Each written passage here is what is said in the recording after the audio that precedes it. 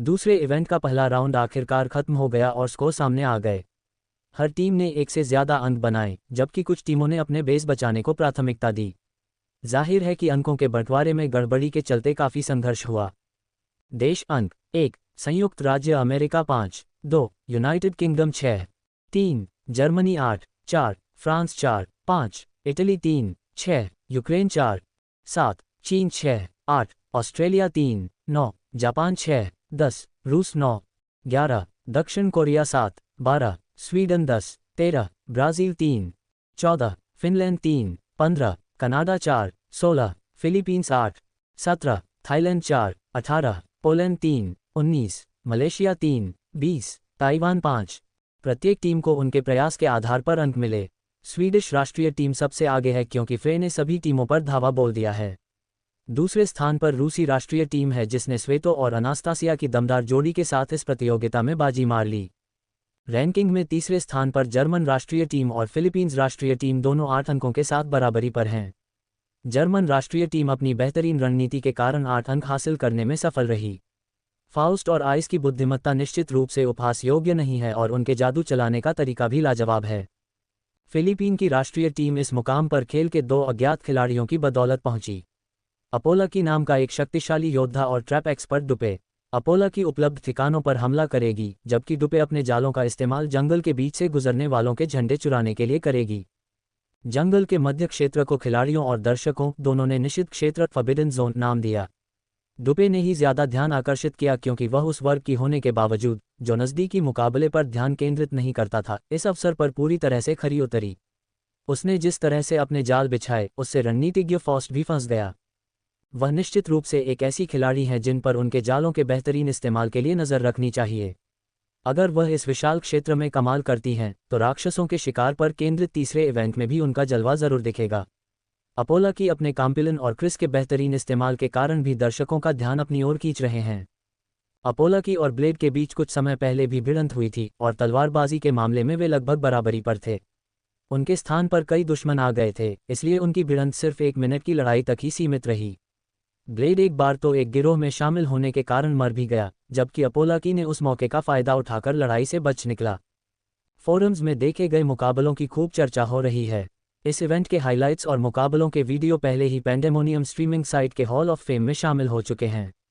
हालांकि कुछ लोगों ने इस बात पर अपनी नाराजगी भी जताई कि उनके पसंदीदा ने ज्यादा कुछ नहीं किया और सिर्फ बेस की रक्षा की। ये बात खासतौर पर हो इवेई और क्रीपीसू के लिए सच है क्योंकि दोनों के प्रशंसक लगातार मौजूद हैं।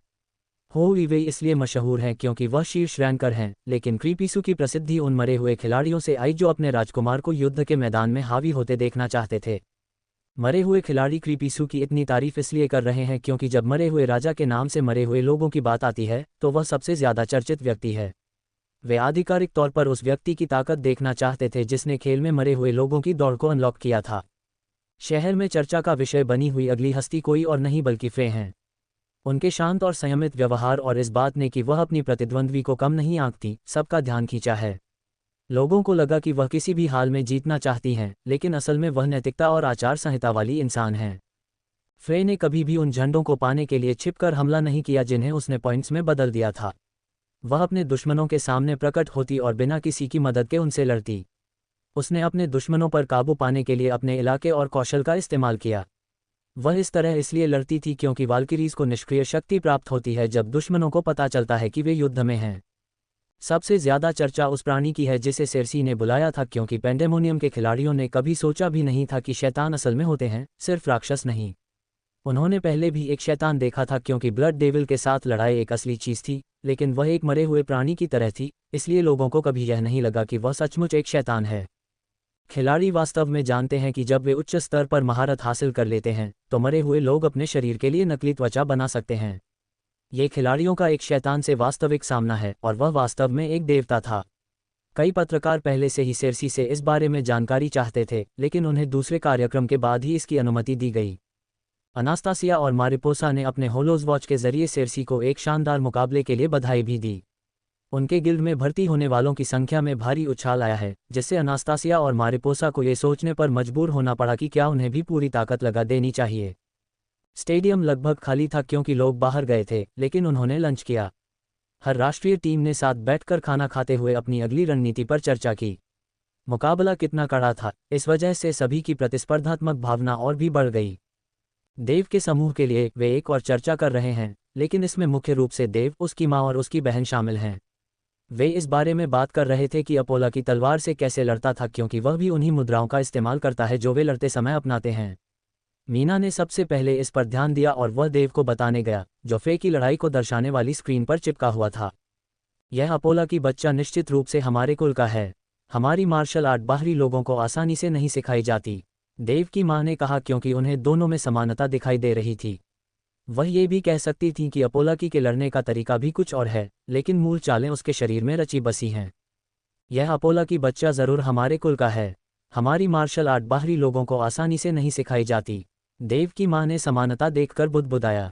वह ये भी कह सकती थी कि अपोला के लड़ने का तरीका भी कुछ और ही है, लेकिन उसके मूल मूव्स उसके शरीर में रचे बसे हैं। देव की मां के सुझाव पर तीनों ने अपोला की नाम के खिलाड़ी पर कड़ी नज़र रखने का फैसला किया। उसकी मां द्वारा इस चिंता को जाहिर करने से वह अपने आसपास के माहौल को लेकर थोड़ा सतर्क हो गया। देव की मां, उसके लाख मिन्नतों के बावजूद, अपने परिवार के बारे में बात करना पसंद नहीं करती। वह उसके पिता से भी ज़्यादा चुप रहती है। लंच खत्म हो गया है और प्रतिभागी अपनी सीटों पर लौट चुके हैं, जबकि बाकी लोगों ने बाहर बैठकर खाने का विकल्प चुना है।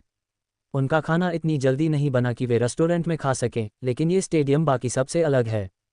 जो लोग सामान्य सीटों के लिए टिकट बुक करते हैं, वे निश्चित रूप से मुकाबले देखने का सबसे किफ़ायती तरीका है। रोबोटिक फूड वेंडर न सिर्फ आपका ऑर्डर ले सकते हैं, बल्कि कुर्सी के हाथ में एक गुप्त फंक्शन भी है जिससे उनके लिए खाना रखने के लिए एक अस्थायी डेस्क बन जाती है। इस तरह की छोटी छोटी बातें भी वायरल हो रही हैं, क्योंकि बहुत से लोग एटलसन की तारीफ कर रहे हैं कि वह उपभोक्ताओं के लिए अपना सर्वश्रेष्ठ प्रदर्शन कर रहा है। वे चाहते थे कि यह आयोजन यादगार रहे और उन्होंने ये भी सुनिश्चित किया कि बैठने की व्यवस्था शानदार हो, क्योंकि छोटी से छोटी बात भी सबसे बड़ा प्रभाव डाल सकती है। आप सभी का स्वागत है। अब हम दूसरे इवेंट की शुरुआत के लिए उल्टी गिनती शुरू करेंगे। खिलाड़ी अपने अपने ध्वज बेस पर वापस लौटेंगे और वे सभी ध्वज जो अंक में परिवर्तित नहीं हुए थे, अपने अपने क्षेत्रों में वापस लौट जाएंगे। जो लोग सोच रहे हैं कि क्या टाइमर खत्म होने पर उन्हें पॉइंट मिलेंगे, उनके लिए यह मान लेना बेहतर होगा कि पॉइंट केवल झंडा चुराकर या अपनी टीम के झंडे की रक्षा करके ही बनाए जा सकते हैं। खिलाड़ियों, अपने फाइटिंग स्टेशन पर वापस लौट जाओ, उद्घोषक ने कहा, जैसे ही सभी खिलाड़ी उल्टी गिनती शुरू करने के लिए गेम पॉड्स पर लौट आए। सभी खिलाड़ी गेमिंग पॉड्स पर वापस चले गए और गेम मैप के अंदर की घटनाओं को दिखाने वाली स्क्रीन वापस आ गईं। सभी खिलाड़ी अपने अपने फ्लैग बेस पर लौट आए और उन्होंने देखा कि उन्हें दिए गए बफ्स खत्म नहीं हो रहे थे, बल्कि और ज़्यादा शक्तिशाली होते जा रहे थे। जब तक झंडा आपके क्षेत्र में लगा रहता है, तब तक हर झंडे का कौशल महत्वपूर्ण भूभाग को नज़रअंदाज करें प्रभाव देता है। इसके अलावा ये हर 5 सेकंड में 10 स्वास्थ्य बिंदुओं का उपचार भी देता है। झंडों से निकलने वाले बफ निश्चित रूप से उनके स्टार खिलाड़ियों को केंद्र में आने के लिए प्रेरित करते हैं। इस स्पर्धा में शामिल सभी एथलीटों में से हो विवेई खुद को सबसे अलग दिखाना चाहता था, क्योंकि उसे अपनी असफलता से उबरना था। दर्शकों का उत्साह थम नहीं रहा था, क्योंकि उन्हें पता चला कि अब दिग्गज खिलाड़ी अपनी पकड़ बना रहे हैं। सभी ने अपनी अपनी टीम के झंडे अपने टीम के सदस्यों के पास छोड़ दिए। दर्शकों ने देखा कि हो विवेई, क्रीपिसू, टोटेम और शिंत्री सभी ने अपनी चालें चल दी, क्योंकि अब वे युद्ध में शामिल होंगे। सबकी निगाहें क्रीपिसू पर टिकी हैं, क्योंकि वही पहला व्यक्ति है जिसका सामना शिंत्री से हुआ था। गरुड़ और मरे हुए राजकुमार की मुलाकात ऐसे हुई जैसे दुश्मनों के बीच एक नियत जोड़ी हो, क्योंकि गरुड़ अभी भी मरे हुए लोगों को व्यवस्था के विरुद्ध मानता है। अगले मुकाबले सबसे दिलचस्प हैं, क्योंकि अपोला की फ्रे, हो विवेई और टोटेम सभी घने जंगल में मिले। इन चारों के बीच की लड़ाई भी इस आयोजन का सबसे प्रतीक्षित आकर्षण है, जो ब्लेड और मारिपोसा के खिलाफ फॉस्ट और ईस की लड़ाई पर भारी पड़ रही है। किसने सोचा होगा कि मरे हुओं का राजकुमार ही पहला व्यक्ति होगा जो मुझे ढूंढ लेगा, जिंत्री ने कहा, क्योंकि वह क्रीपिसू को जानता था, क्योंकि वह मरे हुओं के श्रद्धेय राजकुमार के रूप में प्रसिद्ध है। सोचिए, उस लाश को ढूंढते हुए मैं इस आदमी से टकरा गया। मुझे पहले उस लाश को ढूंढना होगा, क्योंकि दूसरी टीमों में भी दूसरे नेक्रोमेंसर मौजूद हैं। क्रीपिसू ने कहा, उसे अपने नामित अनडेड नोमैड का इस्तेमाल न करने के फैसले पर पछतावा हो रहा था। उसने उसे झंडे के रक्षक के पास बेस पर छोड़ दिया, क्योंकि छिपने की इस व्यवस्था के काम करने के लिए नामित अनडेड का वहां होना जरूरी था। बिल्ली ने तुम्हारी जीभ काट ली है, फिर भी तुम्हें नष्ट होना ही होगा, क्योंकि तुम्हारा राजा व्यवस्था के विरुद्ध जा रहा है। ब्रह्मांड का प्रवाह पुनः स्थापित होना चाहिए, शिंत्री ने क्रीपिसू की ओर झपट्टा मारते हुए कहा। डॉन क्विकसॉर्ट, क्रीपिसू ने कहा, जैसे ही उसका मरा हुआ शूरवीर जमीन से बाहर आया और उसने जिंत्री द्वारा किए गए प्रहार को रोक दिया। शिंत्री उस मरे हुए को देखकर हैरान रह गया जिसे क्रीपिसू ने बुलाया था, क्योंकि वह कोई साधारण मरा हुआ नहीं था। वह निश्चित रूप से क्रीपिसू जितना ही शक्तिशाली था। मरे हुए राजकुमार ने उस मरे हुए शूरवीर की मदद के लिए मंत्र पढ़ना शुरू कर दिया जिसे उसने बुलाया था। उसके और शिंत्री के बीच की लड़ाई आसान नहीं थी। इक्वल्स ये तो सरप्राइज है, हो विवेई ने कहा, क्योंकि अब उसका सामना 3 नामी खिलाड़ियों से है। इन सब के अलावा वह अपोलाकी से लड़ने के लिए उत्साहित है, क्योंकि उसने ट्विन ब्लेड से सुना है कि वह कोई साधारण तलवारबाज नहीं है। क्यों न हम अपने अपने रास्ते चलें और ऐसे बर्ताव करें जैसे हमने एक दूसरे को देखा ही न हो। फ्रे ने सुझाव दिया, क्योंकि उसे अभी तक झंडा नहीं मिला है। वह यहाँ बेवजह लड़ना नहीं चाहती क्योंकि यह बेकार है। हालांकि वह हो विवेई से लड़ना चाहती है ताकि उसे हरा सके, क्योंकि हो विवेई ने उसे बहुत पहले हरा दिया था। मैं इस निर्णय से सहमत हूँ, टोटेम ने कहा, क्योंकि वह भी एक निरर्थक लड़ाई में अपने बहुमूल्य कौशल को बर्बाद नहीं करना चाहता। अपोलाकी ने बस सिर हिलाकर सुझाव दिया, लेकिन चारों एक दूसरे की नज़रों से ओझल नहीं हुए। फ्रे, अपोलाकी और टोटेम तीनों धीरे धीरे पीछे हट रहे थे, लेकिन हो विवेई की योजना कुछ और ही थी। उसने अपने सामने खड़े तीनों विरोधियों पर एक एक तीर से 3 तीर चलाए। अपोलाकी, फ्रे और टोटेम के पास खुद को बचाने और हो विवेई को भूलने के अलावा कोई चारा नहीं था। तब उन्हें एहसास हुआ कि वह अकेला नहीं है, उसके पीछे 2 खिलाड़ी छिपे हैं। अब उन्हें समझ आ गया था कि रैंक 1 खिलाड़ी उन तीनों का सामना करने में इतना आत्मविश्वास क्यों दिखा रहा है। हो विवेई अब अपनी टीम के सदस्यों के साथ उन चारों को मारने की कोशिश कर रहा है, क्योंकि यही उनकी नई रणनीति है। ट्विन ब्लेड्स अपने बेस की रक्षा करेंगे, जबकि हो विवेई और बाकी 2 सहयोगी सदस्य हर उस बेस को तहस नहस कर देंगे जो उनके सामने आएगा। हो विवेई को एक टैंक योद्धा और एक शमन वर्ग के सहायक पात्र का साथ उसकी ताकत दिखाने के लिए काफ़ी है। अपोलाकी, फ्रे और टोटेम एक दूसरे को ऐसे देख रहे थे जैसे वे भी एक दूसरे के दुश्मन हों। कोई भी दूसरे पर बैकअप के लिए भरोसा नहीं करेगा, और यही बात हो विवेई को भी पहले से ही पता थी, इसीलिए उसने हमला शुरू कर दिया। वह तीनों विरोधियों पर दबाव बनाना चाहता था, जबकि वे एक दूसरे से सावधान भी थे। हो विवेई को बस उन्हें इलाके से भागने से रोकना था और उसकी जीत की पूरी संभावना थी। स्पिरिट वॉक, अपोलाकी ने कहा और अपनी दूसरी तलवार क्रिस का इस्तेमाल किया। अपोलाकी ने क्रिस को थाम लिया और एक अनुष्ठानिक नृत्य जैसा कुछ किया। उसका शरीर अचानक ब्रह्मात्मक या सफ़ेद धुएं जैसा हो गया। कुछ सेकंड बाद अपोलाकी दिखाई नहीं दिया और हो विवेई भी उसे पहचान नहीं पाया। हो विवेई ने भागे हुए अपोलाकी को ढूंढने की कोशिश की, लेकिन अपनी असाधारण ड्रैगन सेंस के बावजूद भी वह उसकी मौजूदगी का अंदाज़ा नहीं लगा पाया। उसे ऐसा लगा जैसे अपोलाकी नाम का खिलाड़ी मानो अस्तित्व ही खो बैठा हो। उनमें से सिर्फ टोटेम ही था जिसे अपोलाकी के बारे में कुछ अंदाज़ा था। टोटेम ने देखा कि अपोलाकी ने किसी अनुष्ठानिक मंत्र का प्रयोग किया था जिससे वह किसी आत्मा में बदल गया था। उसने केवल इसे महसूस किया, लेकिन वह भी नहीं देख पा रहा था कि अपोलाकी किस दिशा में जा रहा है। वह भी भागना चाहता था, लेकिन उसकी भागने की क्षमता एक उच्च स्तरीय कौशल है जिसे वह बर्बाद नहीं करना चाहता था। काय, कहाँ चले गए थे तुम? हो विवेई ने अपोलाकी को ताना मारा, लेकिन वह भड़क नहीं रहा था। ऐसा लग रहा था जैसे वह अभी इस इलाके में कहीं है ही नहीं। ऐसा लगता है कि वह भाग गया है, चीनी राष्ट्रीय टीम के शमन खिलाड़ी ने कहा। प्रेशर टोटेम, मैं पहले फ्रे से निपटूंगा, हो विवेई ने कहा, क्योंकि अब वह स्पष्ट रूप से निराश था कि एक भागने में कामयाब रहा। रोजर, चीनी राष्ट्रीय टीम के योद्धा और जादूगर ने कहा, जब वे पीछे हट रहे टोटेम को रोकने के लिए अपनी स्थिति से भागे। लगातार कोशिश कर रहे हो, लेकिन क्या तुम अपने नेता की मदद के बिना मुझे संभाल पाओगे? टोटेम ने कहा, अब वह युद्ध की मुद्रा में है। उसके चारों ओर अब कई टोटेम उड़ रहे हैं, जिनमें से प्रत्येक पर अलग अलग एनिमा उकेरे गए हैं। हम आपसे निपटने के लिए पर्याप्त से अधिक हैं, चीनी राष्ट्रीय टीम की जादूगरनी ने कहा, जब उसने अपनी टीम के सभी सदस्यों को प्रशिक्षित करना शुरू किया। चीनी राष्ट्रीय टीम के दोनों सदस्यों को पूरा भरोसा है कि वे टोटेम का ध्यान रख पाएंगे, क्योंकि वह रैंकिंग में ज़्यादा ऊपर नहीं है। उनके शोध के अनुसार वह लगभग शीर्ष 20 में शामिल खिलाड़ियों के बराबर ही रैंकिंग पर है। टोटेम भी जानता था कि उसे नीचा दिखाया जा रहा है, लेकिन उसे इसकी परवाह नहीं थी। वह उनकी कमज़ोर अवलोकन क्षमता का इस्तेमाल करके उन्हें हरा सकता है। वह अपोलाकी की तरह आसानी से बच नहीं पाएगा, क्योंकि हो विवेई और उसकी टीम के सदस्य अब उनसे सावधान हैं। काश वह भी अपोलाकी की तरह भागने की तैयारी शुरू कर देता, तो शायद वह भी बच निकलता। चीनी राष्ट्रीय टीम का योद्धा ज़्यादा टैंक वाला है, क्योंकि उसकी ढाल उसकी तलवार से बड़ी है। दरअसल वह सामान्य तलवार की बजाय छोटी तलवार ही इस्तेमाल कर रहा है, लेकिन इसका मतलब यह नहीं कि उसके पास टोटेम को हराने का कोई मौका नहीं है। चीनी राष्ट्रीय टीम की शमन कई बफ और डिबफ डाल रही है और साथ ही हर एक के कूलडाउन के बारे में पूरी तरह से जागरूक भी है। वह निश्चित रूप से एक शीर्ष स्तरीय सपोर्ट प्लेयर है क्योंकि वह आक्रमण, बफिंग और डिबफिंग में संतुलन बना सकती है। भालू की आत्मा। टोटेम को उन टोटेमों में से एक बताया गया है जिन पर एक भालू की नक्काशी की गई है और वह चमक रहा था। उस भालू टोटेम ने अचानक एक भालू की आकृति बनाई और उसे टोटेम को दे दिया। टोटेम का शरीर कवच अचानक फर से भर गया, मानो उसका बाहरी रूप किसी भालू जैसा हो गया हो।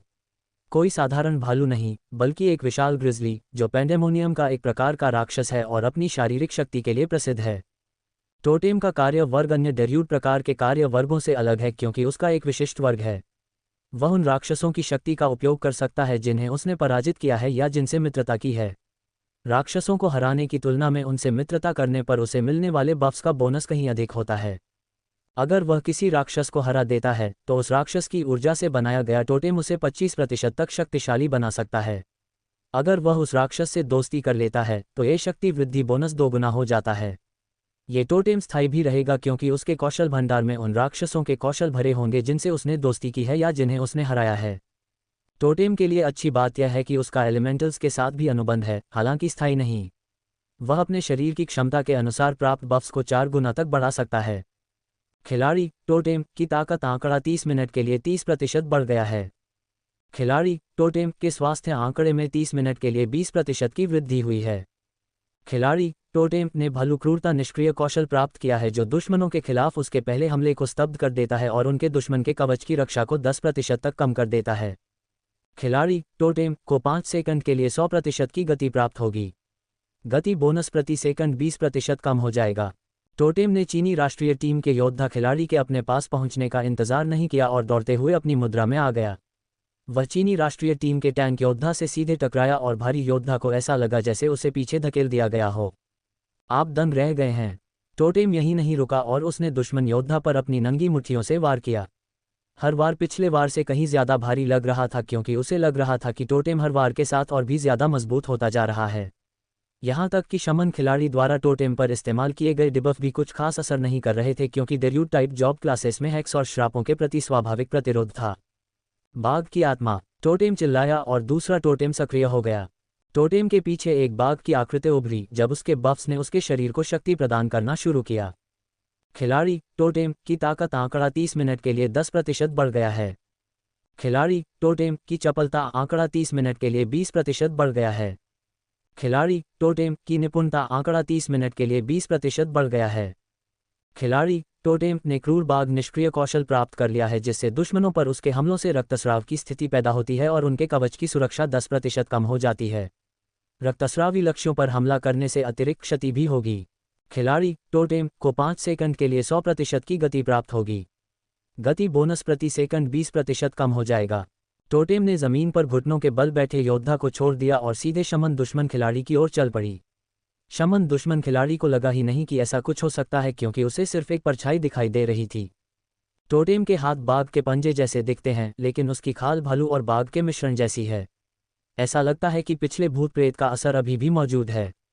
टोटेम के हमले इतने जोरदार हैं कि जादूगरनी ने जो सुरक्षा मंत्र इस्तेमाल किया था वह टोटेम के हमलों का सामना न कर पाने के कारण धुएं में बदल गया। हो वीवेई ने देखा कि उसकी टीम के सदस्य अब मुश्किल स्थिति में हैं क्योंकि उसे लगा कि टोटेम नाम का व्यक्ति उतना अच्छा योद्धा नहीं है क्योंकि लीडरबोर्ड में उसकी रैंक कम है। हो वीवेई अपने बाकी 2 सदस्यों की मदद करने ही वाला था कि फ्रे अचानक उसके सामने आ गई और उसने अपना भाला उसकी गर्दन की ओर तान दिया। फ्रे का हमला पहले से भी ज्यादा तेज हो गया क्योंकि उसे याद आया कि वह भी हो वीवेई को हराकर अपना आत्मविश्वास वापस पाना चाहती थी। जब उसका पहला सामना हो वीवेई से हुआ तो वह बुरी तरह हार गई क्योंकि वह एक बहुत ही कुशल तीरंदाज था और उसके पास कई शक्तिशाली कौशल थे। बस फर्क इतना है कि पहले वाला फ्रे अब नहीं रहा क्योंकि पुराने वाल्किरीज में से सबसे कमजोर भी फ्रे की युद्ध प्रतिभा से डरते हैं। हो वीवेई जानता था कि जब तक वह खुद भी क्लोज कॉम्बैट मोड में नहीं आ जाता तब तक वह फ्रे का मुकाबला नहीं कर पाएगा। फ्रे उससे किसी कीड़े की तरह चिपकी हुई है और उसे आगे बढ़ने नहीं दे रही है। हो वीवेई ने अपने धनुष की खासियत को सक्रिय कर दिया और वह 2 कटारों में बदल गया। Blade dance. हो वीवेई ने कहा क्योंकि वह चाहता था कि फ्रे उसके इतने करीब ना आए क्योंकि अगर उसकी गति नहीं रुकी तो वह उनकी लड़ाई की गति को नियंत्रित कर लेगी। इस कौशल से फ्रे को दूरी मिल जाती या हो वीवेई के 2 कटारों से वार करने पर उसे भारी नुकसान पहुंचने का खतरा रहता। हो वीवेई ने ब्लेड डांस नामक योद्धा वर्ग के कौशल का उपयोग करके फ्रे को अपनी पीठ से हटाने में कामयाबी हासिल की। यह उसके अनोखे वर्ग के कारण संभव हुआ क्योंकि यह एक धनुर्धर और योद्धा का संयोजन है। हो वीवेई का वर्तमान कार्य work God slaying war dancer कहलाता है। यह एक नया जॉब क्लास है जो उसे तब मिला जब उसे एक वॉर डांसर के रूप में देव संहारक हथियार मिला। वॉर डांसर बनना कोई आसान काम नहीं है क्योंकि यह एक ऐसा जॉब क्लास है जिसमें ताकत और निपुणता दोनों की ज़रूरत होती है। इसे शापित क्लासों में से एक होना चाहिए था क्योंकि आमतौर पर इनकी सुरक्षा और बुद्धि कम होती है, लेकिन उसने इसे कामयाब बना दिया। वॉर डांसर की नौकरी का रास्ता उसे सिर्फ एक खास पैसिव की वजह से ही कामयाब हुआ जो उसे ड्रैगन किन अनलॉक करने पर मिला था। उसे ड्रैगन फोर्स नाम का एक खास पैसिव स्किल मिला था जिससे उसे मंत्र पढ़ते समय बिल्कुल भी मन का इस्तेमाल नहीं करना पड़ता क्योंकि वह अपने आसपास के मन का इस्तेमाल ड्रैगन की तरह करता है। ड्रैगन प्रकृति की अत्याचारी शक्तियां हैं जो अपने दुखों के लिए मन की इच्छा को मोड़ देती हैं। इसलिए जब तक मन आसपास मौजूद रहता है वे इसका बहुत कम या बिल्कुल भी उपयोग नहीं करते। बेशक इसकी सीमाएं इस बात पर निर्भर करती हैं कि व्यक्ति किस प्रकार के मन को नियंत्रित कर सकता है क्योंकि ड्रैगन्स में भी विशेषताएं होती हैं। आप यह उम्मीद नहीं कर सकते कि अगर कोई अग्नि ड्रैगन पानी के नीचे है तो उसके पास प्रचुर मात्रा में मैना उपलब्ध होगा। यही कारण है कि सभी तत्वों का उपयोग करने वाले ड्रैगन दुर्लभ हैं और ऐसे ड्रैगन भी दुर्लभ हैं जो हर प्रकार के गुण का उपयोग कर सकते हैं क्योंकि उनका शरीर इसके लिए बना है।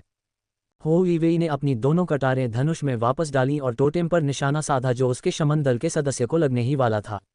उसने ठीक समय पर तीर चलाया और टोटेम के पेट पर लगा और तीर के प्रभाव से वह उड़ गया। उसने अपने दल के सदस्यों को जगह देने के लिए नॉकबैक एरो नामक बुनियादी तीरंदाजी कौशल का इस्तेमाल किया।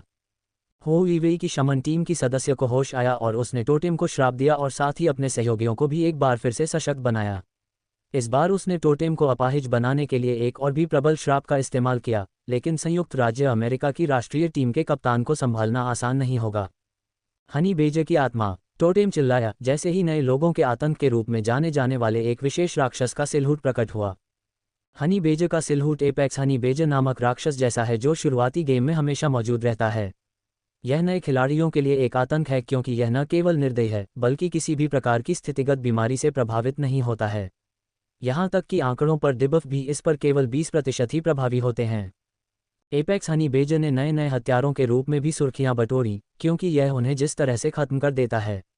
ये दरअसल लेवल 40 के आखिरी क्वेस्टलाइन का हिस्सा है, लेकिन कोई भी इसे पूरा करने की हिम्मत नहीं करता। जिन लोगों ने ये क्वेस्ट पूरा किया उन्होंने ये भी कहा कि एपेक्स हनी बेजे उनके बुरे सपनों में उन्हें परेशान करता रहता है। खिलाड़ी टोटेम की ताकत 30 मिनट के लिए 10% बढ़ गई है। खिलाड़ी टोटेम की चपलता आंकड़ा 30 मिनट के लिए 10% बढ़ गया है। खिलाड़ी टोटेम ने 30 मिनट के लिए रक्षा आंकड़े में 20% की वृद्धि की है।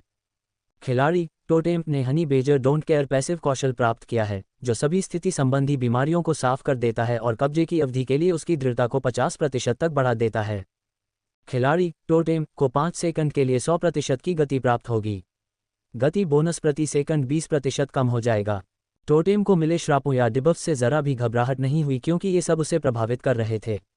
यहाँ तक कि जादूगरनी का चेहरा भी विकृत हो गया क्योंकि उसे यकीन नहीं हो रहा था कि उसके सारे बेहतरीन हुनर अमेरिकी राष्ट्रीय टीम के कप्तान के सामने कुछ भी नहीं हैं। शमन ने तय किया कि जब उसके शाप और डिबफ अत्यधिक दृढ़ प्रतिद्वंदियों के सामने आते हैं तो वे उतने प्रभावी नहीं होते। उसने सोचा कि उसके लिए सबसे अच्छा यही होगा कि वह अपनी टीम के दोनों सदस्यों को बफ करे। अगर वह प्रतिद्वंदी के आंकड़े कम नहीं कर सकती तो वह अपनी टीम के सदस्यों को बढ़ा देगी। मुझे आशा है कि आप मुझे भूल नहीं रहे हैं, फ्रे ने कहा जैसे ही उसका भला हवा में घूमा और हो वीवेई को लगा जो अभी भी हवा में था। हो वीवेई को उसके हमले का असर महसूस हुआ और वह पास के एक पेड़ पर जा गिरा। पेड़ की छत उसके प्रहार से टूट गई जो इस बात का प्रमाण है कि फ्रे ने कितना जोरदार हमला किया था। हो वीवेई अब थोड़ा ज्यादा घबरा गया क्योंकि उसने सोचा था कि वह अपनी टीम के 2 सदस्यों की मदद करते हुए फ्रे को संभाल लेगा। उसे नहीं लगा कि टोटेम असल में उससे ज्यादा ताकतवर है जितना उसने सोचा था। अगर उसे सचमुच जीतना था तो उसे यहाँ अपना एक तुरुप का पत्ता दिखाना था, लेकिन इसके लिए उसे थोड़ा समय चाहिए था। अगर वह फ्रे को थोड़ी देर के लिए अपनी पीठ से हटा सके तो उसे यकीन है कि वह अपने हुनर का इस्तेमाल कर पाएगा। फ्रे ने हो वीवेई को सांस लेने का मौका नहीं दिया क्योंकि किसी तीरंदाजा का सामना करने का यही सबसे खतरनाक तरीका होगा। उसे उस पर इतना दबाव डालना होगा कि वह अपने तीरंदाजा वर्ग के कौशल का इस्तेमाल न कर पाए। हालांकि हो वीवेई यह स्वीकार नहीं करना चाहता, लेकिन वह नज़दीकी लड़ाई में उतना पारंगत नहीं है। वह एक आम गेमर से बेहतर है, लेकिन जब क्लोज कॉम्बैट के असली उस्ताद का सामना होता है तो वह मात खा जाता है। फ्रे को भी यह बात उन दोनों के पिछले मुकाबलों से पता है जब वे मिशनों में भिड़े थे।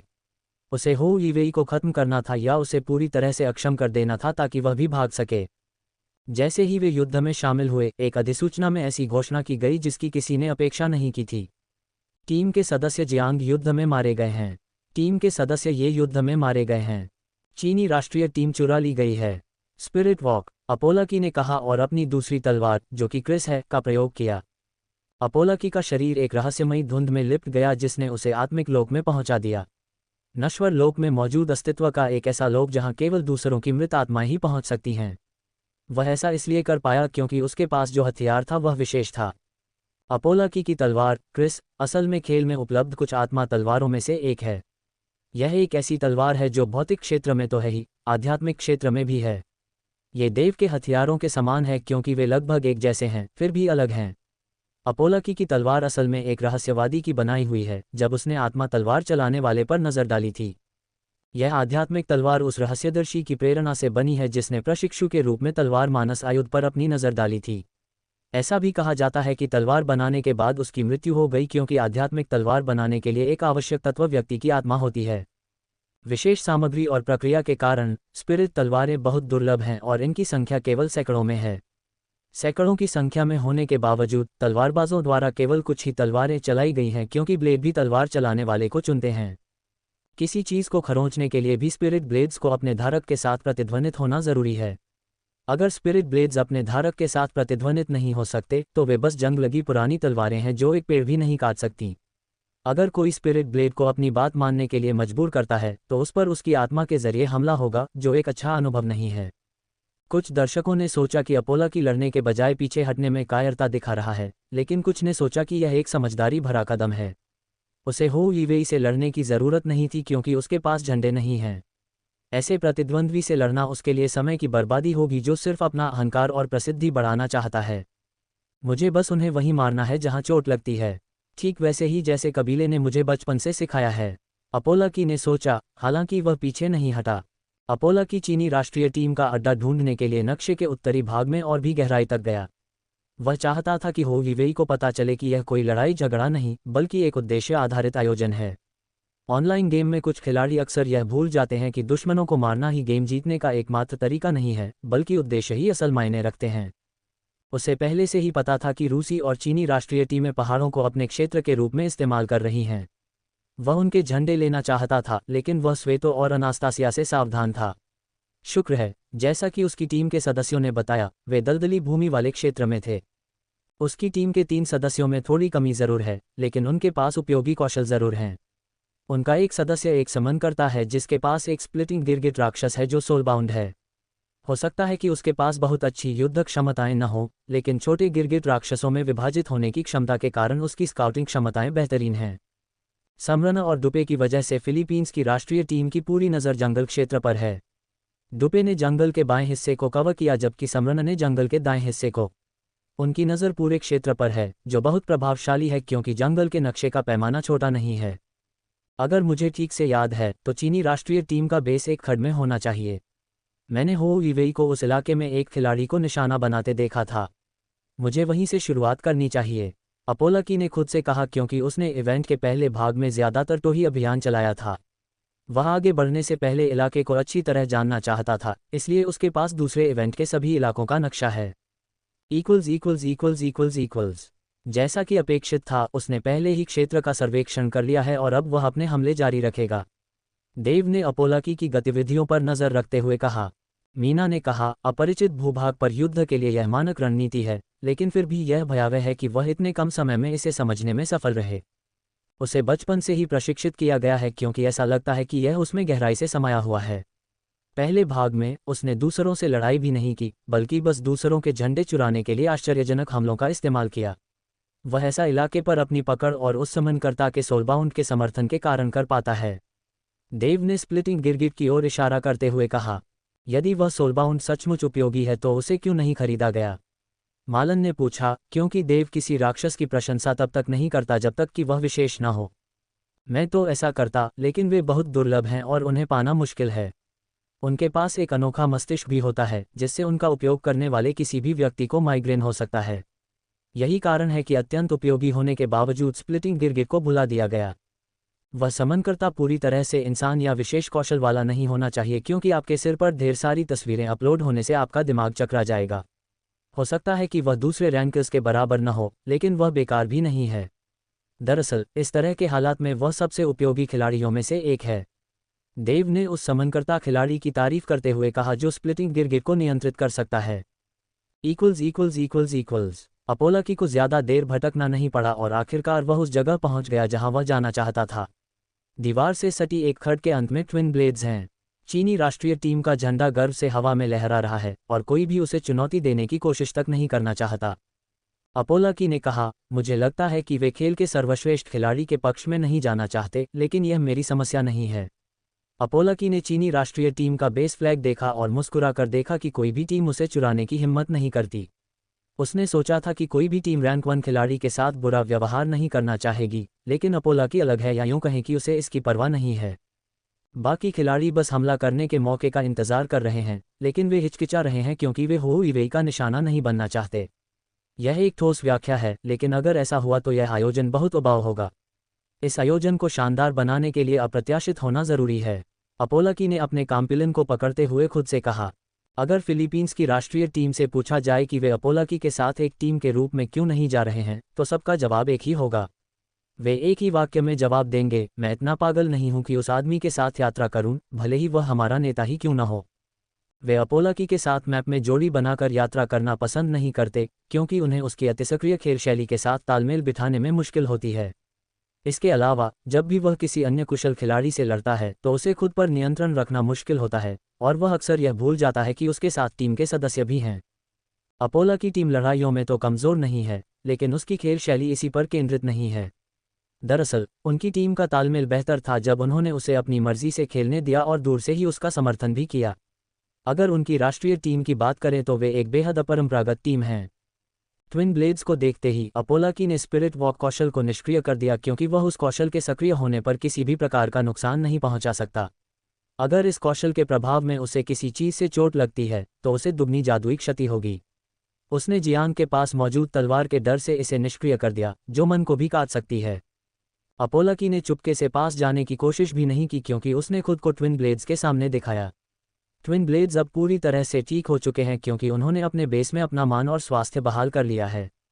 हालांकि उनके द्वारा इस्तेमाल किए गए कौशल का कूलडाउन अभी तक ठीक नहीं हुआ है। लगता है कोई बहुत ही आश्वस्त है मेरे प्यारे, जियांग ने कहा। सच में मेरे प्यारे, वह तो अकेला ही आया था, ये ने कहा, और वे ठंडेपन से अपोलाकी को देखने लगे।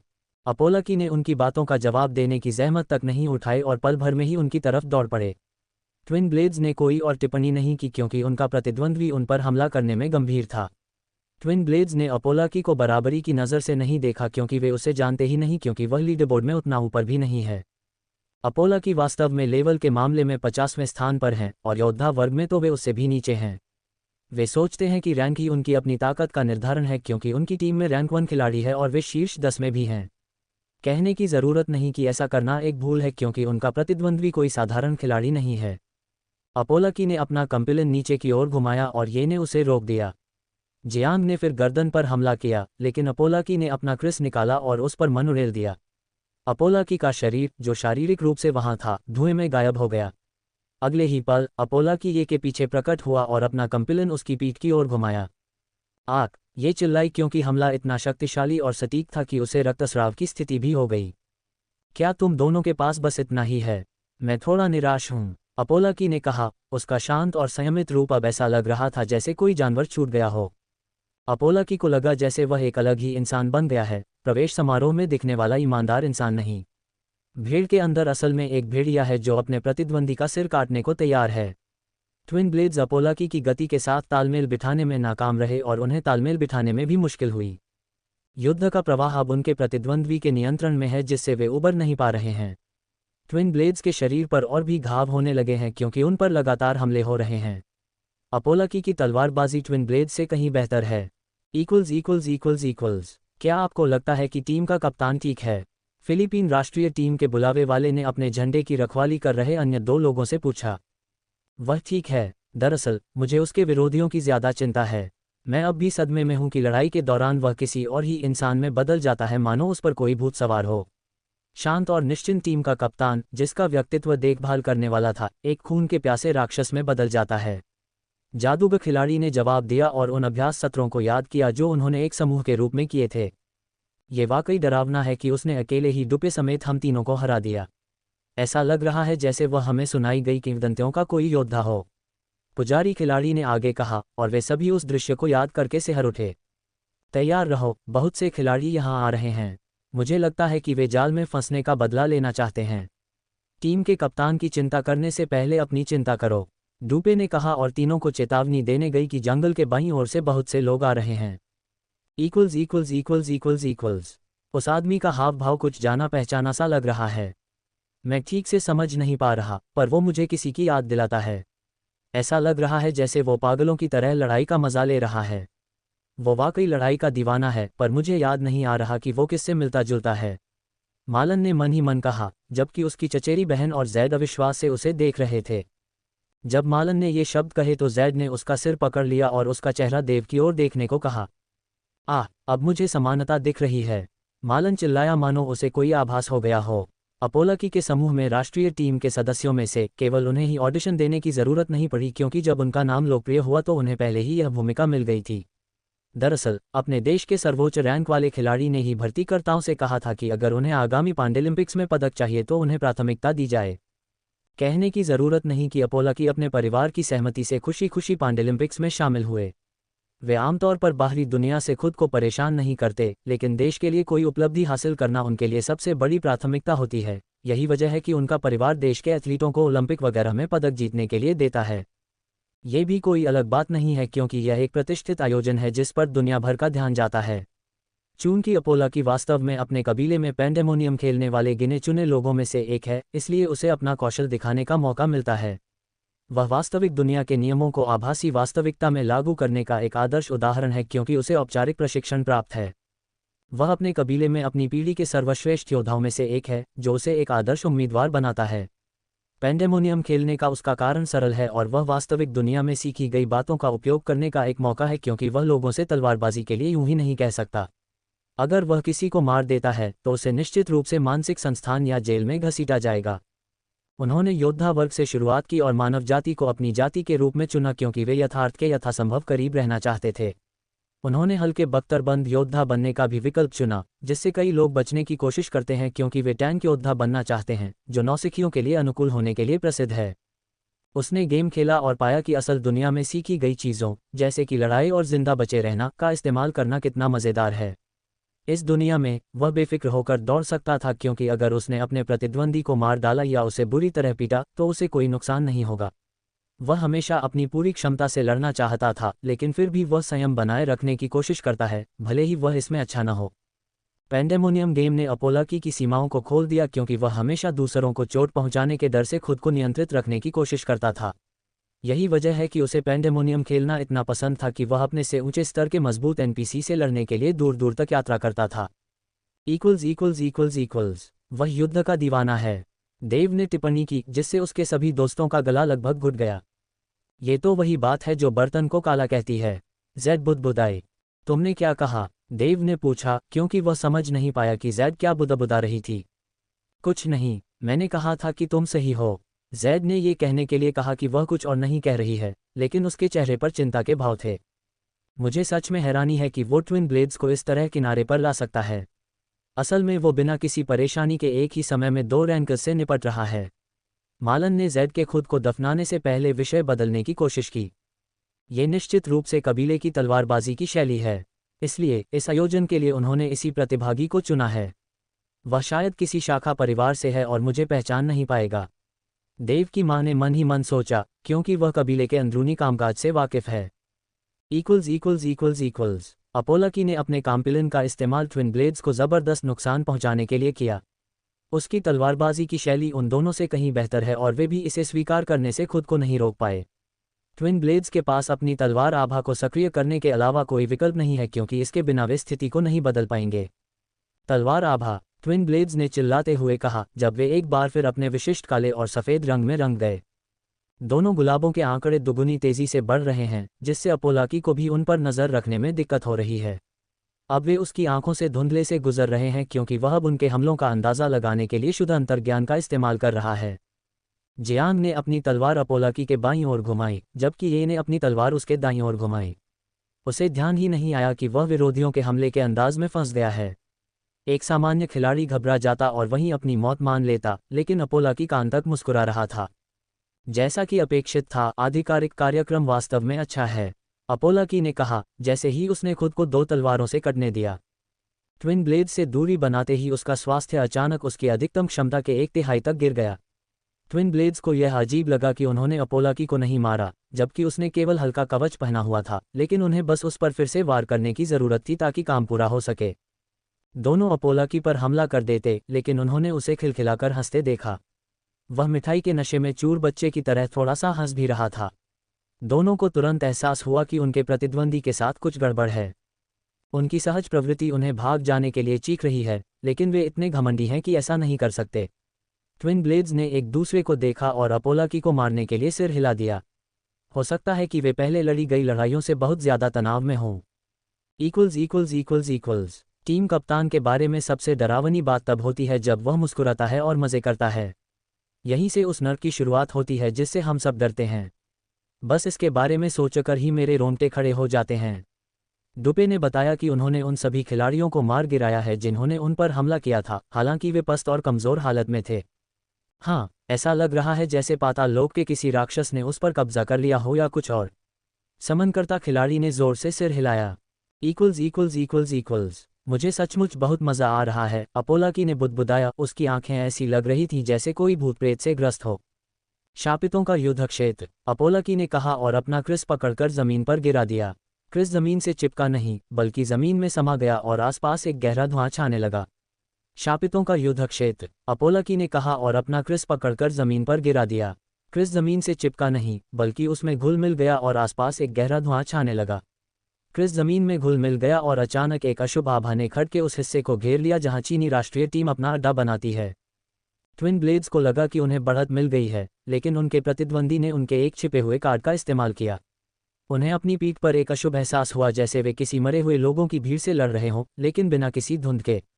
चारों ओर का वातावरण धुंधला हो गया क्योंकि अब दोनों एक दूसरे के आमने सामने थे और अपोलाकी उनकी नज़रों से ओझल हो गया था। क्या तुम उसे देख सकते हो? जियांग ने ये से पूछा। मैं तो उसे पहचान भी नहीं सकती, ये ने उत्तर दिया, क्योंकि वह उन दोनों में सबसे अधिक समझदार है। एक दूसरे की पीठ पर हाथ रखकर ट्विन ब्लेड्स उस झंडे की रक्षा कर रहे थे जिस पर उनके प्रतिद्वंद्वी निशाना साध रहे थे। अगर यह ऐसी लड़ाई नहीं है जिसमें उन्हें किसी चीज़ की रक्षा करने की ज़रूरत हो, तो वे निश्चित रूप से उस क्षेत्र से दूर चले जाएंगे जहां कौशल प्रभावित हो रहा है। क्या यह उन डोमेन में से एक है जिसके बारे में कहा जाता है कि यह एक अनमोल कौशल है? ये ने जियांग से पूछा, क्योंकि वह ये सुनिश्चित करना चाहती थी कि यह एक डोमेन है। अगर यह सचमुच एक डोमेन है, तो उन्हें जीवित रहने के लिए अपने तुरुप के पत्ते भी इस्तेमाल करने होंगे। मुझे ऐसा लगता है, जियांग ने उत्तर दिया। तभी अचानक कहीं से एक तेज सीटी की आवाज़ आई। सीटी की आवाज़ असल में अपोलाकी की तलवार के हवा में तेजी से चीरते हुए ये के दाहिने कंधे पर लगने की आवाज़ से आई थी। तलवारबाज महिला चीख पड़ी जब उसने अपनी हड्डी में चोट महसूस की, हालांकि घाव ज़्यादा गहरा नहीं था। एक और सीटी की आवाज़ सुनाई देती है, और यह जियांग का बायां पैर है जो अपोलाकी के वार से कट गया है। ट्विन ब्लेड्स को अचानक कुछ ऐसा महसूस हुआ जो उन्होंने पहले कभी महसूस नहीं किया था, और वह है निराशा। वे विलक्षण प्रतिभा के धनी थे और उनके पास जो तलवारें थीं, वे कोई सामान्य हथियार नहीं थीं, बल्कि एक अनाम खिलाड़ी वास्तव में उन दोनों को अकेले ही हरा रहा था। दर्शक, खासकर ट्विन ब्लेड्स के प्रशंसक जो कुछ देख रहे हैं, उसे देखकर दंग रह गए। उन्होंने अपने आदर्शों को बच्चों की तरह इस हद तक धकेलते हुए कभी नहीं देखा था। यहाँ तक कि उनकी तलवार की आभा भी उन्हें विरोधियों के प्रहारों से मुश्किल से बचा पा रही है। अगर वह आदमी इतना अच्छा है, तो पहले ही राउंड में इतनी आसानी से कैसे मर गया? मालन सोच रहा था, क्योंकि उसे भी यकीन नहीं हो रहा था कि वह क्या देख रहा है। अगर लोगों को यह नहीं पता कि ट्विन ब्लेड्स को पिन करने वाला असल में लीड बोर्ड में नीचे है, तो ये सीधे सीधे बदमाशी है। वह आसानी से नहीं मरा, लेकिन उसके बाद आए आपदाओं की श्रृंखला ने उस पर गहरा असर डाला। उसे ये भी लग रहा था कि उसे इस प्रतियोगिता में हार जाना चाहिए, क्योंकि उसने अपने विरोधियों की कुछ चालें देख ली थीं। वह एक बहुत ही खतरनाक दुश्मन है, देव ने ऐसा कहा, जिससे उसके दोस्त उसकी तरफ देखने लगे। देव खिलाड़ियों का वर्णन करते समय खतरनाक शब्द का इस्तेमाल बहुत कम करते हैं, क्योंकि वह इस शब्द का इस्तेमाल केवल तभी करते हैं जब कोई होवीवे या एल्ड्रिच के समान स्तर का हो। वे जानते हैं कि यह अपोलाकी खिलाड़ी उतना लोकप्रिय न होने के बावजूद कोई साधारण खिलाड़ी नहीं है। उसने न तो वीडियो स्ट्रीम किया और न ही पोस्ट किया, इसलिए वह बहुत गुमनाम है, लेकिन इस घटना ने खेल में उसके चरम कौशल को उजागर किया। यदि आपको एल्ड्रिच और अपोलाकी में से किसी एक को चुनना हो तो सबसे कठिन प्रतिद्वंद्वी कौन होगा? जैद ने पूछा, क्योंकि वह जानना चाहती थी। मुझे यकीन नहीं है क्योंकि मैंने अभी तक अपोलाकी से लड़ाई नहीं की है, लेकिन एल्ड्रिच की तुलना में वह कहीं ज़्यादा मुश्किल है क्योंकि वह नज़दीकी मुकाबले में माहिर है। मैं ऐसा सिर्फ इसलिए कह रहा हूं क्योंकि मैं समनकर्ता वर्ग का हूं और अगर वह मेरे करीब आ गया तो मेरे हारने की संभावना ज़्यादा है। देव ने जवाब दिया क्योंकि वह अपने किरदार की खूबियों और कमज़ोरियों से वाकिफ़ है। अरे, वो देखो, मीना ने ज़मीन पर अटकी किसी चीज़ की ओर इशारा करते हुए कहा। जिस चीज़ की ओर उसने इशारा किया था वह असल में एक तलवार थी, लेकिन अपनी भूतिया शक्ल के कारण वह एक भ्रम जैसी लग रही थी। फिर उन्होंने देखा कि मीना ने जिस तलवार की ओर इशारा किया था वह अचानक अपनी जगह से गायब हो गई। इसके बाद जियान की छाती पर एक वार हुआ। वह एक ऐसे कौशल का उपयोग कर रहा है जिससे जादुई क्षति पहुंचाने वाली तलवारें उत्पन्न हो सकती हैं। ये पहली बार है जब मैंने किसी योद्धा वर्ग को वास्तव में जादुई क्षति पहुंचाते देखा है, क्योंकि जादुई तलवारबाज बहुत दुर्लभ होते हैं क्योंकि उन्हें बनना और उन्हें मजबूत बनाना मुश्किल होता है। देव ने टिप्पणी की। यहाँ मैंने सोचा कि यह एक डोमेन कौशल था, जैद ने कहा, क्योंकि उसके पास वास्तव में देव या मालोन जैसा डोमेन कौशल नहीं है। यह कोई डोमेन कौशल नहीं है क्योंकि डोमेन एक ऐसी चीज़ है जिसे आप नियंत्रित कर सकते हैं और यह कलाकार के साथ चलता है। यह एक ऐसी चीज़ भी है जिसे केवल कोई दिव्य व्यक्ति या कोई दिव्य स्थान ही उत्पन्न कर सकता है। डोमेन मूलतः एक दिव्य क्षेत्र का हिस्सा होते हैं जिस पर व्यक्ति ने महारत हासिल कर ली है। देव ने डोमेन के बारे में जानकारी देते हुए सहजता से कहा। अगर देव ने पैंडेमोनियम के तरीकों के बारे में जो जानकारी उसे पता है उसे बेच दिया होता तो वह अब तक अमीर हो चुका होता। यही एक वजह है कि वह उच्च स्तर का नहीं है क्योंकि वह चीज़ों की जानकारी और ज्ञान से अक्सर विचलित हो जाता है। अगर उसने इतना ध्यान केंद्रित नहीं किया होता तो शायद अब तक उसकी दूसरी जागृति हो चुकी होती। ट्विन ब्लेड्स का खेल खत्म हो गया है, देव ने सोचा, क्योंकि वह देख सकता था कि ट्विन ब्लेड्स ने अपनी आस्तीन में छिपा कोई और तुरुप का पत्ता इस्तेमाल नहीं किया, या यूं कहें कि इस्तेमाल नहीं करेंगे। पीवीपी इवेंट असल में चौथे दिन है और अगर वे अभी अपने सारे पत्ते नहीं दिखाते हैं तो उनके जीतने की संभावना ज़्यादा है। जैसा कि देव ने सोचा था, ट्विन ब्लेड्स पलटवार नहीं कर सकते थे क्योंकि जब भी वे अपनी तलवारें घुमाते थे तो उनके कौशल हवा में उड़ जाते थे। अपोलाकी को दोनों को हराने और चीनी राष्ट्रीय टीम का झंडा हासिल करने में ज़्यादा समय नहीं लगा। एक उतर गया, दूसरा अभी बाकी है, अपोलाकी ने पहाड़ों पर चढ़ते हुए कहा। जब हो विवेई को जियांग और ये की हार और उनके झंडे के चोरी होने की खबर मिली तो वह एक पल के लिए अचानक अपना संयम खो बैठा। वह उस समूह को मारना चाहता था जिसने वास्तव में ट्विन ब्लेड्स को हराया था और वह नक्शे पर झंडे का स्थान देख सकता था। अगर हो विवेई को पता चलता कि ट्विन ब्लेड्स को असल में सिर्फ एक ही व्यक्ति ने हराया है तो वह भी उससे सावधान हो जाता। जैसे ही उसका ध्यान भंग हुआ, फ्रे ने उनके बीच की दूरी कम कर दी। वह हो विवेई के सीने में छुरा घोंपने ही वाली थी कि शमन वादक ने एक ऐसा जादू कर दिया जो दुश्मन को क्षण भर के लिए भ्रमित कर सकता है। हम उस आदमी का पता लगा रहे हैं जिसने हमारा झंडा चुराया है, हो विवेई ने अपनी टीम के बाकी 2 सदस्यों को पीछे हटने के लिए कवर फायर देते हुए कहा। अब उनका उद्देश्य अपना झंडा वापस पाना है क्योंकि बनने वाले पॉइंट बंद हो गए हैं। फ्रे और टोटेम अपने प्रतिद्वंद्वी के अचानक बदले रुख से हतप्रभ रह गए। दोनों को समझ नहीं आ रहा था कि हो विवेई और उसकी टीम के सदस्यों ने अचानक लड़ाई क्यों बंद कर दी। कुछ ही पल बाद उन्हें एहसास हुआ कि उनके झंडे के साथ ज़रूर कुछ हुआ होगा। चीनी राष्ट्रीय टीम पीछे हट गई और दोनों रैंकर्स एक दूसरे को देखते रह गए। फ्रे अब और लड़ाई में अपना समय बर्बाद नहीं करना चाहती थी क्योंकि उसे और झंडों की ज़रूरत थी। टोटेम भी वही है जिसकी उसे उस खोए हुए समय की भरपाई करने के लिए ज़रूरत है जो उससे छीन लिया गया था। दोनों ने एक दूसरे की तरफ देखा तक नहीं और बस अपने अपने रास्ते चले गए। बेशक वे अब भी एक दूसरे के प्रति सतर्क थे क्योंकि वे अब भी दुश्मन थे। उन्होंने अपनी सतर्कता तभी कम की जब उन्हें एक दूसरे का एहसास ही नहीं रहा। कहा जाता है कि इंसान की किस्मत एक ऐसा आंकड़ा है जो बदलता रहता है, लेकिन क्या हो अगर आपके पास एक ऐसा आंकड़ा हो जो वाकई आपके भाग्यशाली होने की संभावनाओं को बढ़ा दे। ये कहानी है फिनलैंड की राष्ट्रीय टीम के एक खिलाड़ी ओन्या की, जो एक चोर वर्ग का खिलाड़ी है और जिसका नाम लकी थीफ है। उसका कौशल समूह काफ़ी हद तक भाग्य पर आधारित है, लेकिन उसके पास कुछ कौशल भी हैं क्योंकि हर चीज़ भाग्य से नहीं मिलती। उसके कौशल भाग्य केंद्रित हैं क्योंकि कोई महत्वपूर्ण प्रहार या कुछ और करना उसके रोल द डाइस नामक कौशल से निर्धारित होता है। वह इस कौशल का उपयोग किसी बहुफलकीय वस्तु के चेहरे के आधार पर खुद को एक यादृच्छिक बफ देने के लिए कर सकती है। यह विशेष पासा तय करता है कि उसे कितना बफ मिलेगा, लेकिन वह अवसर के आधार पर डिबफ भी प्राप्त कर सकती है। जब भी वह मृत्यु के करीब होता है तो उसके लिए डेड मैन्स लक नामक कौशल भी सक्रिय हो जाता है। ये दरअसल एक सिक्का उछालने जैसा कौशल है जो ये तय करता है कि वह क्षति से मरेगा या उसे कम करेगा, एक संख्या से जो किसी अन्य पासे द्वारा भी फेंकी जाती है जिसका अधिकतम मान 100 होता है। इस बार उसका कौशल सक्रिय तो हुआ, लेकिन क्षति उसके स्वास्थ्य के केवल 5% तक ही कम हुई। सोचिए, इस जंगल में सचमुच अनगिनत जाल बिछाए गए हैं, ओनेया ने कहा जैसे ही वह खड़ी हुई और उसने अपने कपड़ों पर जमी धूल को पोंछा।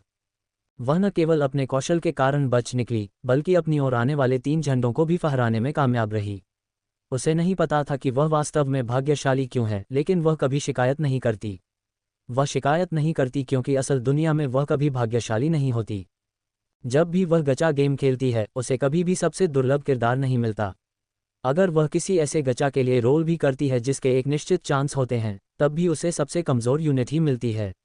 असल दुनिया में वह निश्चित रूप से भाग्यशाली नहीं है, इसलिए उसने वर्चुअल दुनिया में इसे बदलने की कोशिश की। उसने मूल रूप से पैंडेमोनियम में भाग्य और उसे प्राप्त करने के तरीके पर शोध किया। अपनी जिज्ञासा के कारण वह शुरुआती गांव में भाग्य के आंकड़े को सक्रिय करने में सफल रही। उसने भाग्य का आंकड़ा प्राप्त किया और उसे अपने गेम प्ले के आधार के रूप में इस्तेमाल किया। दुर्लभ वस्तुओं के हर रोल में उसे सबसे अच्छी वस्तुएं मिलतीं। हर ड्रॉप में उसके पास सबसे दुर्लभ वस्तुएं गिरने की संभावना ज़्यादा होती। वह अपनी आभासी जिंदगी को किस्मत के सहारे जी रही है क्योंकि वह हमेशा खुद को बदकिस्मत समझती रही है। दरअसल फिनिश राष्ट्रीय टीम ने उन्हें खिलाड़ी के रूप में इसलिए चुना क्योंकि उनके पास एक निष्क्रिय कौशल भी है जो उनके लिए कुछ अच्छा होने की संभावना को बढ़ा देता है। यही वजह है कि उनका झंडा एक खास जगह पर छिपा होता है जिसे दूसरे खिलाड़ी भी नहीं ढूंढ पाते। दरअसल इस प्रतियोगिता ने उसकी किस्मत की असली परीक्षा ले ली है क्योंकि उसे लगता है कि यह बहुत ही कमज़ोर है।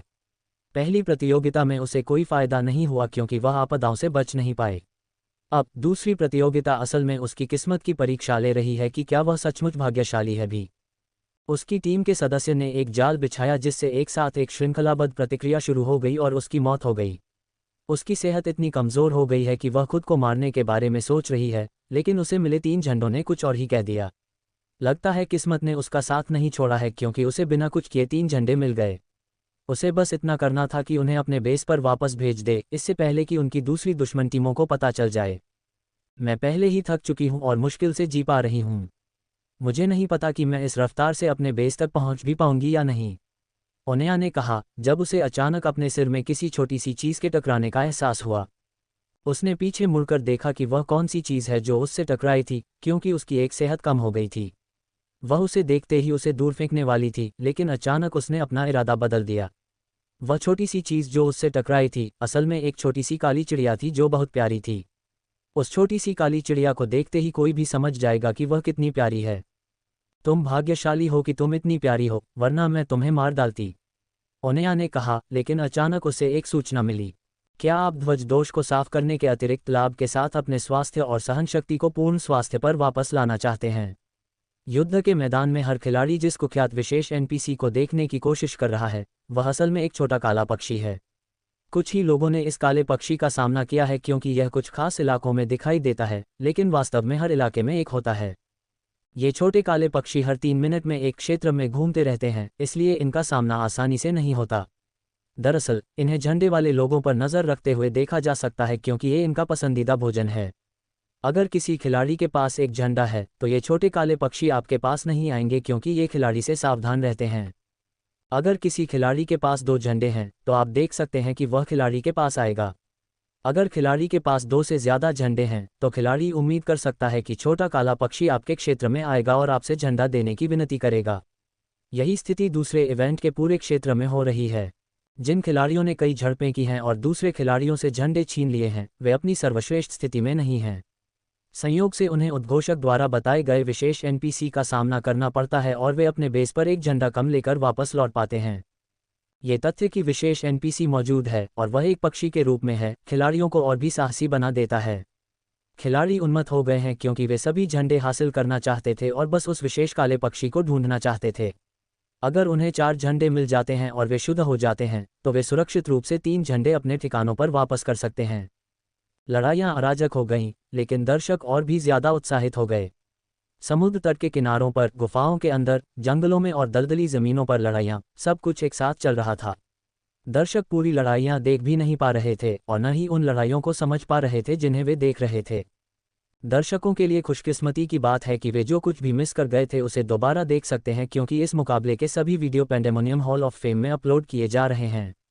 हॉल ऑफ फेम में सभी प्रतियोगियों के वीडियो दिखाए गए हैं क्योंकि वे इस समय के सबसे बड़े स्लगर्स हैं। दरअसल डेवलपर्स द्वारा कोड किए गए सॉफ्ट फ्रीज की वजह से गेटवेल गेम में ज़्यादा कुछ हो नहीं रहा है। ऐसा इसलिए किया गया है ताकि जब रैंकर्स पांडेलिम्पिक्स में युद्ध कर रहे हों तो कोई भी राज्य दूसरे पर युद्ध न करे। उन्होंने ऐसा इसलिए किया ताकि रैंकर्स हमेशा पांडेलिम्पिक्स जैसे आयोजनों में शामिल हों। पिछले वीडियो गेम्स में ऐसे मामले सामने आए हैं जहां रैंकर्स किसी इवेंट में गए थे और फिर उनके दुश्मन, जो उस इवेंट का हिस्सा नहीं थे, राज्य में युद्ध छेड़ देते हैं। कहने की ज़रूरत नहीं कि उस गेम को मिली कड़ी आलोचनाओं के कारण वह गेम सिर्फ 1 साल में ही खत्म हो गया और फिर कभी कोई रैंकर्स उनके लाइव इवेंट में शामिल नहीं हुआ, जिससे इवेंट नीरस और नीरस हो गए। शुरुआती मुकाबलों के कुछ ही मिनटों बाद लगातार होने वाली लड़ाइयाँ कम होने लगी हैं। रैंकर्स के बीच की लड़ाइयाँ उनके कौशल और गेम प्ले मैकेनिक्स के कारण बहुत दिलचस्प होती हैं।